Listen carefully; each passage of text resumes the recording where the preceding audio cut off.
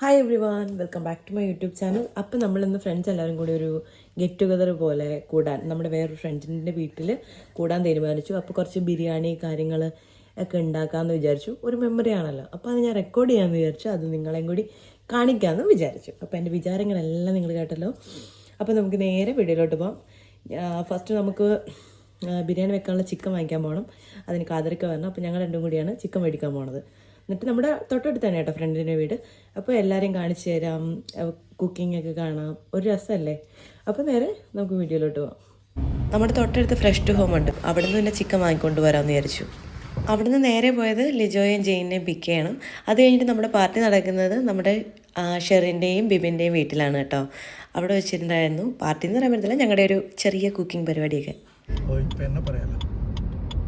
Bike കൊണ്ട് വയ്ക്കേണ്ട സ്ഥലക്കാർ അപ്പത്തിന് വേണ്ടി 10 മിനിറ്റ് വെയിറ്റ് ചെയ്യുന്നു. ഇറക്കുന്നില്ല,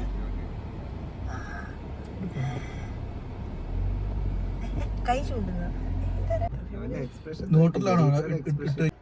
ഹായ് ഹായ് പറ, ഹായ് പറ. ഞാൻ കുറച്ച് ഗ്ലാമറായിട്ട് വന്നിട്ടുണ്ടാവില്ല, നേരത്തെ പറഞ്ഞിരുന്നെങ്കിൽ. ഉറക്ക ക്ഷീണാവന അല്ല എന്നെ കണ്ടു.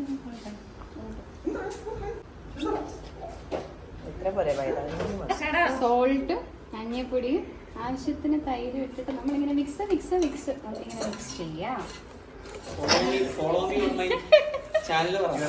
എന്റെ ചാനലിന്റെ പേര് ജെയിംസ് ഹോം സ്റ്റോറീസ് എന്നാണ്. യൂട്യൂബിലെ റെസിപ്പിക്ക് വേണ്ടിയിട്ട് ഇതിന് നാരങ്ങ നീര് വേണ്ടേ?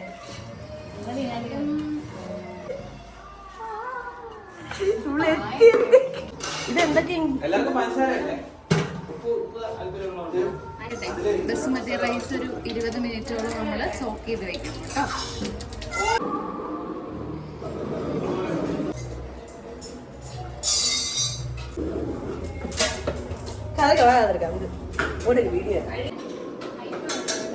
എണ്ണയോ?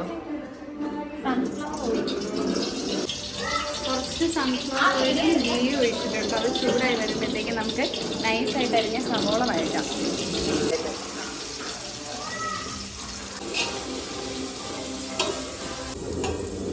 ഇത് കുറച്ച് മെമ്മറി ആയിട്ട് കിടന്നു. ഒരു മുട്ട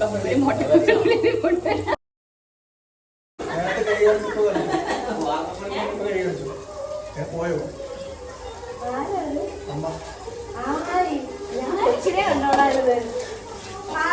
എന്താന്ന്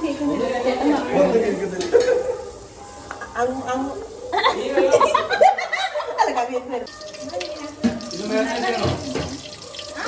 ഫിഷ് ഇടുമ്പോൾ അതിന് വേറൊരു ടേസ്റ്റ് ആണ്.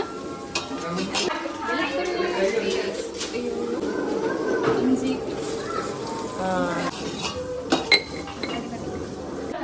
അങ്ങനെ ചിക്കൻ ഫ്രൈക്കുള്ളതെല്ലാം റെഡി ആയിട്ടുണ്ടായിരുന്നു. അത് കഴിഞ്ഞതിന് ശേഷം ബിബിൻ നാരങ്ങ വെള്ളത്തിനുള്ള എല്ലാം ഇട്ട് വെച്ചു. നാരങ്ങ വെള്ളം റെഡിയായി.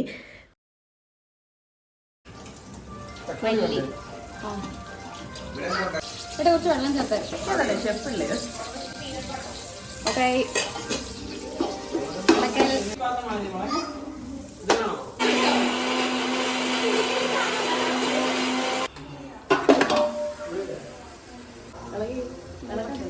മാറണ്ടേ?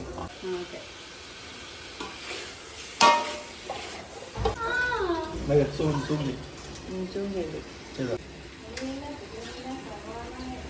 മഞ്ഞൾപ്പൊടി,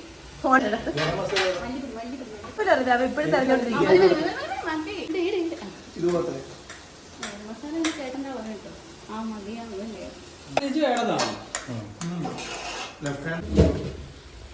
രണ്ടുപേരും ഞാൻ പറഞ്ഞിട്ട്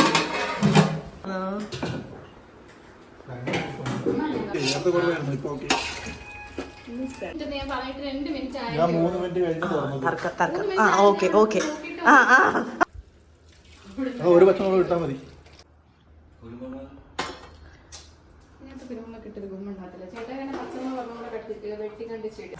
ലിജോ ആണ് സലാഡിന്റെ സെക്ഷൻ കേട്ടോ. അടിപൊളിയായിട്ട് ഉണ്ടാക്കിയിട്ടുണ്ടായിരുന്നു ലിജോ. അരി ഇടുവാണ് കേട്ടോ.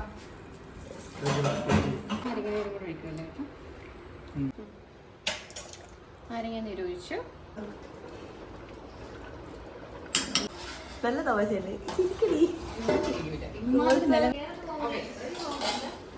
ഇതിപ്പം ഈ ഒരു പാകത്തിൽ, അതായത് ബിരിയാണിയുടെ അരിയും വെള്ളവും ഒരേ പാകത്തിൽ എത്തിയിരിക്കുമ്പോഴത്തേക്ക് നമുക്കിത് അടച്ചിട്ട് ഇപ്പോഴേ ദം ചെയ്യാം. ഒരു മീഡിയം തീയിൽ ഒരു 15 മിനിറ്റോളം നമുക്കിതിങ്ങനെ ദം ചെയ്ത് വെക്കാം കേട്ടോ. നമ്മുടെ മെയിൻ ഷെഫാട്ടോ ഈ നിൽക്കുന്നത്. അവളും പിന്നെ കാതറിക്കാണ് പിന്നെ സഹായത്തിനുണ്ടായിരുന്നത്.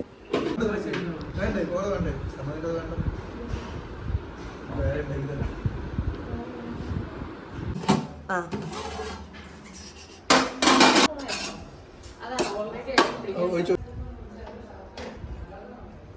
അങ്ങനെ ബിരിയാണിയൊക്കെ കറക്റ്റ് ലഞ്ച് ടൈം ആയപ്പോൾ തന്നെ റെഡി ആയിട്ടുണ്ടായിരുന്നു. എല്ലാവരും കൂടി ഒത്തൊരുമിച്ച് എല്ലാം ചെയ്തപ്പോൾ കറക്റ്റായിട്ട് ലഞ്ചെല്ലാം സമയത്തിനായിട്ടുണ്ടായിരുന്നു. പിന്നെ ലഞ്ചെല്ലാം കഴിഞ്ഞതിന് ശേഷം ചുമ്മാ ഒരു ഗെയിം കളിക്കാമെന്ന് പറഞ്ഞിട്ട് എല്ലാവരും കൂടി ഇരുന്നു.